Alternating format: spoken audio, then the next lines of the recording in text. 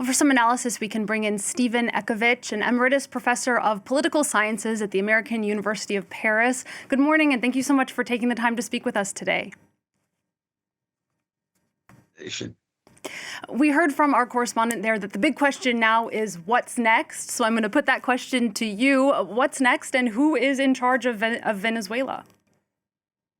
Well, we have to analyze this on several levels. First of all, there's the usual fog of war at the start of any military operation. Evidently, this was it went according to plan to begin with, but we never know when things are going to spin away from the plan. So we have to wait and see about that. Then there's the big fog of question marks, the big geostrategic fog of question marks. What does this mean for the immediate region? What does it mean for relations of the United States with Cuba? What does it mean in general for relations between Iran and Venezuela and the United States, Moscow and Venezuela and the United States, China and Venezuela and the United States? Iran and China, and Venezuela and the United States.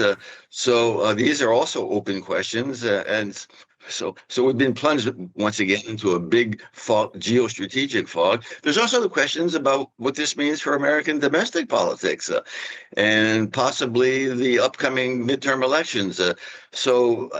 This morning, we can only point out all the question marks and try to penetrate as best as we can what might happen. I want to get to a lot of the other questions that you just mentioned, but first, if we could stay just within Venezuela, what's your sense of the relationship between the Trump administration and Venezuelan authorities? Because it would seem that they would naturally support Venezuela's opposition, but that hasn't been the case. Trump was sort of dismissive of the opposition leader and instead seemed to say that they were going to work with Maduro's vice president, but Maduro's vice president has been rather defiant against the United States. So what do you make of all of that? Well, Donald Trump said that the United States would be running Venezuela. We don't exactly know what that means. It seems that the opening move is to go carefully, not to overthrow abruptly the current government and replace it immediately with some sort of democratic government. He certainly he's already sort of admitted this. He does not want María Corina Machado, the Nobel Prize laureate, to take over Venezuela immediately. He's certainly jealous of her because she won the Nobel Prize and he didn't. It seems, and we can only say now, it seems, I'm going to say that often in answering your questions, it seems that the United States wants to go slowly in a transition to a government away from the government of Maduro. I mean, is this going to be a question of meet the new boss is the same as the old boss, or to what extent is the new boss going to be different from the old boss? Would you say that there's a risk at this point of Venezuela plunging into sort of internal conflict or instability? It could be. I mean, this once again, it's one of the unknowns, and once again, things at least in a longer geostrategic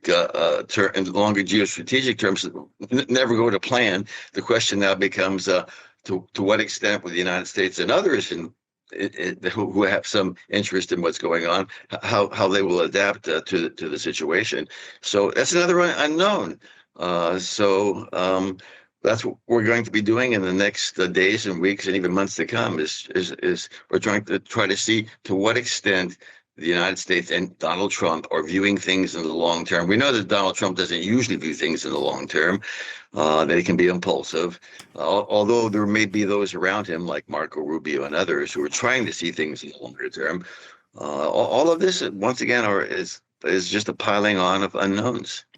Okay, stay with us because we're going to take a look at some international reactions. The reactions in the region have been split along ideological lines with support from Trump's allies in Argentina and Ecuador and condemnation from left-wing governments in Colombia, Mexico, and Cuba. Gabrielle Nadler brings us a roundup of what we've been hearing from around the world. A demonstration of American imperialism, a step towards freedom. Around the world, leaders are reacting to the U.S. operation capturing Nicolás Maduro. In Latin America, there have been mixed reactions. Cuba, fearing that it too will face Donald Trump's wrath, responded strongly. Abajo Down with imperialism. Cuba condemns and denounces these actions as an act of state terrorism, a criminal assault against our America, a zone of peace, and an unacceptable attack on international law. Brazil, Chile, and Uruguay have also denounced the capturing of Maduro, expressing concern for the region's stability. Colombia, one of the first to react, ordered troops to its border with Venezuela. Mexican President Claudia Sheinbaum condemned the attack while affirming her country's ties to the U.S. We have a very good relationship with the United States in terms of security and other issues. There is communication and there is understanding on security matters that has been established in several meetings. Argentina's President Javier Milei, a Trump loyalist, welcomed the operation as a step forward for freedom. Abroad, Caracas's strategic allies have all taken a firm stance. Moscow urged Washington to release Nicolás Maduro and his wife. Beijing said it is deeply shocked and condemned the hegemonic behavior of the United States. Tehran denounced the illegal violation of the territorial integrity of a sovereign state. In Europe, caution is top of mind. EU Foreign Affairs Representative Kaja Kallas called for restraint and the respect of international law. French President Emmanuel Macron took the opportunity to call for a transfer of power led by opposition politician Edmundo González Urrutia, who is widely believed to have won Venezuela's 2024 presidential election. The Venezuelan people are now free of Nicolás Maduro's dictatorship and can only rejoice. The upcoming transition must be peaceful, democratic, and respectful of the will of the Venezuelan people. We hope that President Edmundo González Urrutia, elected in 2024, will be able to ensure this transition as quickly as possible. Spain, which is historically linked with Venezuela, has stated that it will not recognize any intervention that violates international law and is offering to mediate in order to achieve a peaceful solution. Let's come back to our guest, Stephen Ekovich, an Emeritus Professor of Political Sciences at the American University of Paris. We heard in that report the reaction of some of Venezuela's allies and U.S. Rivals like Iran, Russia, and China. You were talking about them a little earlier and how this could impact relations with those countries. Can you talk more about that? Well, for the moment, Iran is very weak. Its regime is trembling. We don't know where that's going to go, so Iran can't really do much. Moscow is very weak. Putin must be embarrassed because he may see this as a special military operation that succeeded in 30 minutes, where his has failed and been going on for years and years and years. Also, China has to be worried, of course, because it's been trying to implant itself, at least economically, in Latin American markets, with the accord also of the United States, under some control of the United States. It's not, I mean, the reactions of the allies in Venezuela that are not surprising. The reaction of America's friends and allies, of course, generally take the tenor of, okay, Maduro's regime was a gangster regime, exploited its people, enriched itself on the backs of Venezuelans. It's good that it's gone. On the other hand, the way this was done is very uncomfortable. It creates a lot of unease because, in fact, it did not respect, first of all, probably the American Constitution, American national law, as well as international law. So there we have a mixed reaction. Okay, we can celebrate the departure of a terrible gangster government in Venezuela. On the other hand, it's very uneasing. It's very, very uncomfortable to see that it was done this way. And it's not good for the American reputation, which for decades has supported, a liberal order of international law. So that's the dissonance here when we come to the reaction of the traditional American allies and friends. Yeah, you brought up that parallel with Putin's invasion of Ukraine. Some analysts have been talking about the Putinization of American politics with the way that Donald Trump completely disregards international law. Would you agree with that analysis? And what are the implications of that? Well, I mean, it's pretty clear that this was a trampling, at least, of international law, but it's also been typical of Donald Trump. The Donald Trump presidency has been systematically violating international law by destroying boats, off the coast of Venezuela.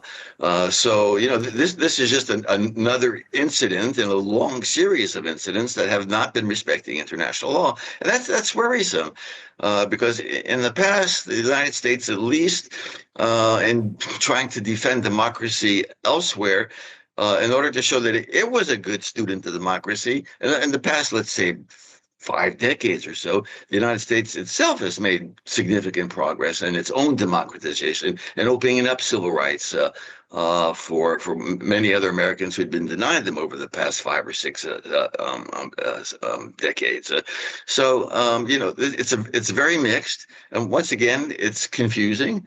We are once again, it's very difficult today to try to predict what may happen. Although we can see some of the major themes. We should mention that this also correlates to the most recent national security strategy of the United States, which was released in November, which put the Western Hemisphere at the center of American national security concerns for the first time in decades and decades, at the expense of the turn toward Asia and at the expense of the United States' European allies. So that's another dimension we have to take into consideration here. The geostrategic stance of the United States has been modified over the past several months. Yeah, that seems to be a vision of the world that lines up with Vladimir Putin sort of saying that the big powers get to control what happens in their backyard. Yeah, one of the criticisms is that how functional can a 19th century spheres of influence and balance of power of major powers be in the 21st century? That's an interesting debate for geostrategists. So we have to admit that Trump being a transactional president and using the power of the impressive power of the American military has once again used muscle flexing on the part of the United States to get his way. You mentioned earlier that this could have an impact on U.S. politics. The midterms are coming up in November. What impact do you think this is going to have, and could it backfire for Donald Trump?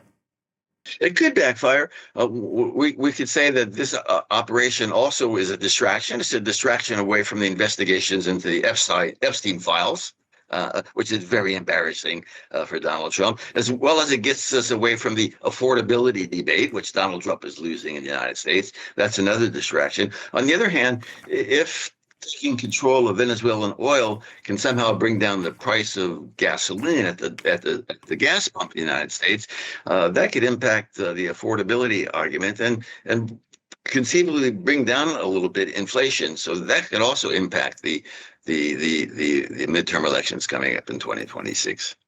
As you laid out for us, lots of big questions to keep an eye on. Stephen Ekovich, thank you again so much for joining us this morning and for your analysis. That was Stephen Ekovich, an Emeritus Professor of Political Sciences at the American University of Paris.